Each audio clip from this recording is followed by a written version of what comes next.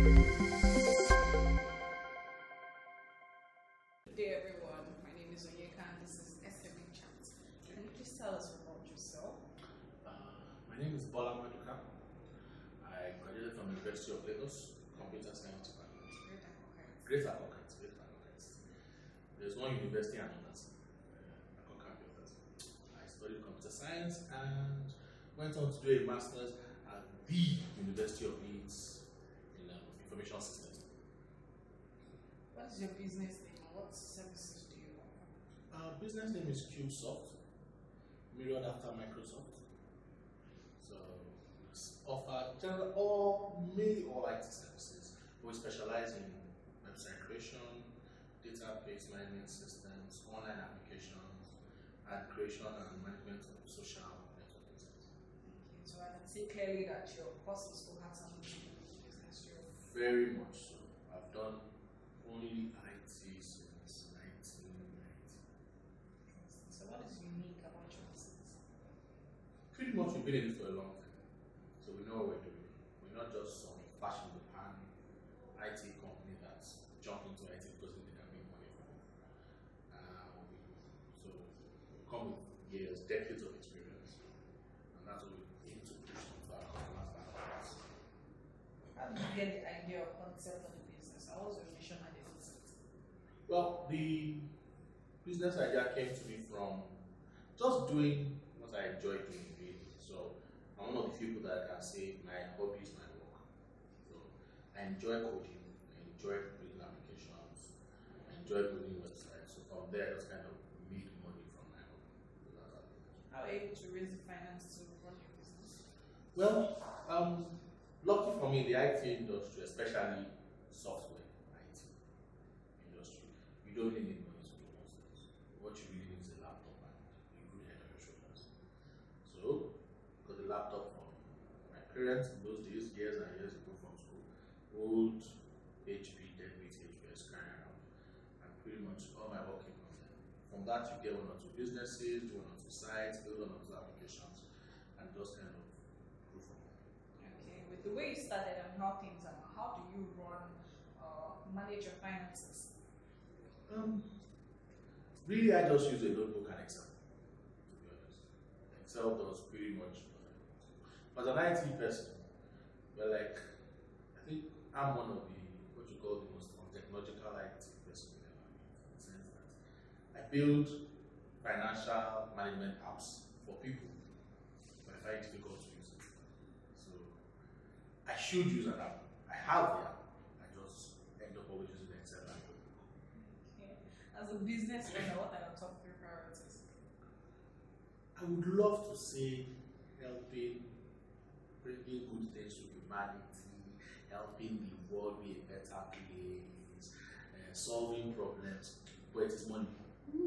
It is really money. Making money. I just think it. So that's a priority. What has been your most challenging issue in this business? Making enough money to cope with my expenditure is number one challenge. But in truth, it's just getting people to accept IT, to accept the computer world, to accept technology. We're still technologically advanced in this country to a large extent. People don't try new things until they feel other people have tried it, other people have used it. So when you come up with a new idea, a new application, or tell people, even as bad as, oh, you need to build a website for your business, their first statement is, why? I've been running my business for X number of years without it. Why do I need technology to help me out? So that's pretty much the biggest challenge, convincing clients that they need this service. How do you advertise a business?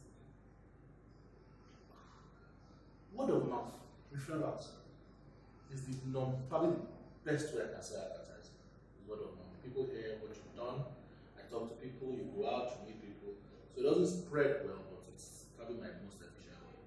In the last few years, I using more social media and more social media, really Facebook, Twitter, but still, my number one is still probably word of mouth and referrals. Okay, have you ever turned down a client? Oh yes. Do you want to tell us why? They didn't want to pay. Oh. It boils down to non-payment, and the work for people, they get the service, then they start dribbling you and giving you one story or the other of how their grandmother just died or their uncle has just had an accident and they don't want to pay. So what I do is I started giving clients a pretty hefty deposit. We're talking 70-80% deposit. Once you're hesitant in paying that deposit, I turn you away. Because the chances are that if you are not ready to pay your deposit, the balance will become a problem. So I keep transparency when I don't feel it. Okay, I'm very sure all that must have stirred up some anger. So can you give us an example of how you diffuse a situation where you had an angry customer?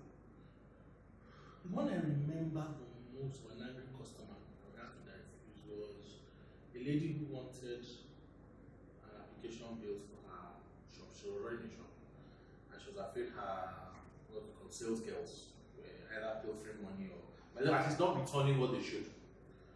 So we built a small software for her, inventory software, just to manage her inventory in the office. And she found out that they were actually bringing in their own products and selling it instead of selling hers. So inventory didn't match cost. Fine, we built it. It worked. Pay us. Next time, one trouble of the other, one idea of the other, that we must have been in collusion with her staff, that it's not going to, that she didn't expect it to be like this, the money was too much. She agreed before, but after now, it's not story. She got really irate. Well, part of it may have been fault of our end because we didn't do enough training for her. We trained her staff, we didn't train her, but again, she was always very busy. So we kind of, it gave that bit of a problem, but we kind of diffused it in the best way I know how, which is really customer is king. She is right no matter what happens, whether I have a twist or not. She was right. We kind of convinced her she was right. Plenty of begging, plenty of apologizing, and a big Christmas hammer kind of calmed everybody. Okay. So have you ever worked with friends or family? Regularly. I don't recommend it. Any bad stories? Bad stories? Not well. There's one story. I won't name the person, but if they listen to it, they'll probably know who they are. But it's a kind of, come. You can build a site. Okay, build for my friend. It's a relative that is telling me this, so a family member telling me, build for my friend. But don't charge them anything. Don't worry, I'll send to you later. You know, you just want to use this as to build up your business. Right. By the time you do that 3-4 times, you realize that you are doing free work for lots of family members. And because it's very difficult for my industry because there's no raw material. I don't buy anything to create for you. So because of that, people just assume you're not putting in anything, so why can't you give it up for free? Why can't you give it up for 10K? Why can't you give it up for 20K? So we don't put a price on intellectual property. So because of that, I try to avoid working with family. If I'm going to work with family and friends, I tend to draw a very strong line that look, this is business, this is not friendship, this is not family. Pay me my deposit, and I'll go. And as family, if I pay my deposit, I can waive the balance, but pay something. That's the place to go. Okay, you do business with someone you do not trust online. Yes, now the money is enough. I don't care. I don't have to trust you to make money from you. It's not my business. What I do is, in the course of the business, you put in checks and balances to make sure that you are protected. As long as I'm protected, I don't really have to. I don't really care about trust you. And I'll weigh the trust vis-a-vis the money to be paid. I mean, if it's a serious amount of money being paid, I have to do business with anybody. How do you cope in doing business in the current climate in Nigeria? Church, prayers, fasting. If you are a Muslim imam, major. It is faith, prayerful, prayer warrior time. That's how we do business in Nigeria. Because you can do everything right. As in, I've done jobs where I've done everything by the book. Everything right. Okay, pay me my money. And they just won't. You've invested time, you've invested money, you've invested all sorts in that business. Pay me. And the guy will point blank, look at you and say, I'm sorry, I don't have it. The country today, there's no money. What do you do? So half of your business today, I will tell anybody going to business in Nigeria today, if you don't have a strong prayer warrior behind you, or your wife, or you yourself, you know, is prayer warrior, go and check yourself. go back and pray. Because in Nigeria today, you need faith to do business. You really do. So with all this going on, are you ready to keep or change the status quo in 2019? Keep it. The devil you know is better than the devil you know. That's how I see it. We are adapting. We are adapting to the current climate. We're accepting it. If I say 2 years ago, doing business in Nigeria was bordering on hellish. It was horrible. Last year was slightly better, but it was still very bad. Fluctuating dollar, in fact, Nigeria is a very government-based economy. Anybody that tells you it's not is deceiving themselves. Banks were not loaning money. Banks didn't have any businesses because their money was tied in this TA single account thing. So very, very bad. But now Nigerians are the most adaptive people on earth. Give a Nigerian the highest wall on his head, he will climb it. So we finally climbed our own wall. We're now settled. And as people will tell you now, next year, because of politics, they have to release money to the economy.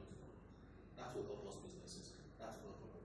And we're hoping all sorts of politicians start looking to do websites and stuff. So, that's fine. Alright, who do you consider to be your closest competitors and how do you keep ahead of them? If you ever drive down Lagos, you see written with chalk and lots of words. We do websites 30K. We build apps 50K. My closest competitors and the people that scare me the most are Yaba Tech students, last students. They overnight can do everything we do. There's no technology is such a crazy thing that 10 years ago I'm sitting down here, nobody knew Mark Zuckerberg. 20 years ago there was no Mark Zuckerberg. It didn't exist. He was a little guy in some shop somewhere. Today he's a billionaire.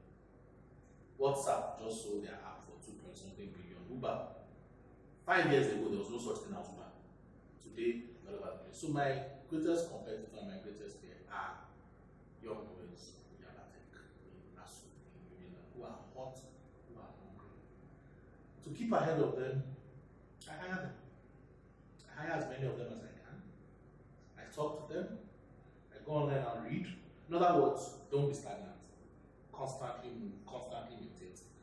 And whatever you do, one thing we have that they don't have is customer service.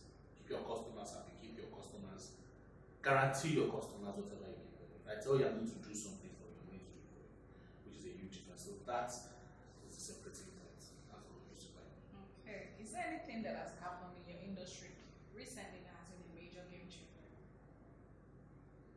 4G internet access. Internet access is huge now in Nigeria. When I started this business a few years ago, some years ago, you could go into an office and I could count on my fingertips the number of people that had email addresses in an office. Personal email addresses, not the one that communicates you. I could count on my fingertips the number of people that had access, direct access to the internet outside their work environment. People didn't have it. To get internet access in those days, when I started this business, it was 15 years ago now. When I started, you had to go to your nearest cyber cafe or go to our brother's house that has enough money to buy a very expensive modem internet access. But now, everybody is online. Every phone is online, which has made my job a lot easier. It's created a lot more people, as I said earlier, my competitors are now many, but it makes my job easier. I can now talk to someone and say, we need a website. You don't have to explain why. They know. They're almost begging you now that, can you put me on social media? Can you put me on this? Because they know about it.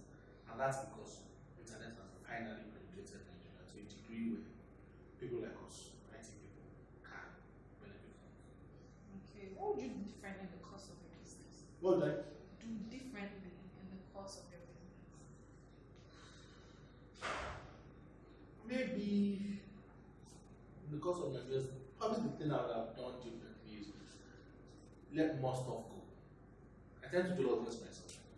I tend to hold on to a lot of things myself. So I tend to be, for the longest time, I'm the driver, the secretary, the receptionist, the programmer, the CEO, the financial. I am everything in my company.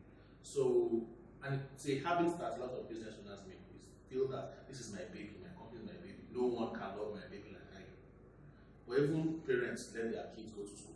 So that's what I've done differently. I've taken part of my work and outsourced it. More like, not outsourced to someone outside, but to a staff, someone trusted, someone you can call as a partner and say, okay, look, I can't handle everything, help me out. So that's probably the thing that I've done differently in the consumer business. Okay, if you had one piece of advice to give to someone just starting out, what would it be? Starting out, be careful. It's not. Many people tell you business is not easy, but they won't tell you that saying it's not easy is an understatement. It is unbelievably difficult. It's like playing the lottery. Really, I'll tell you, business in Nigeria is like playing the lottery. People tell you stories of how they won 100 million and they played twice. I know people that have been playing lottery for 50 years, they've never won. It is the lottery. There's no hard and fast route to success in business. But do things by the book, and you have a better chance. Not 100%, but you have a better chance. And if you are starting out, anybody that is starting a business out there, I'll tell you one thing. Get a good backup. Your family, your friends, your people around you. And I said earlier that I don't work with family and friends, so that's because I'm at a stage where I can decide what. When you are starting up, your family, your friends, they are your best customers, your number one customers, number one critics. Use them. So work out. Just be strong-headed, very strong-headed. Okay, so what is your vision 2020? 2020. Like Nigeria's vision, we would like to not go again. We'll have 24/7. Maybe not quite 24/7. But my vision, Qsoft on the cover of Forbes Africa. That's all. It's a small vision. Very small vision. For Qsoft.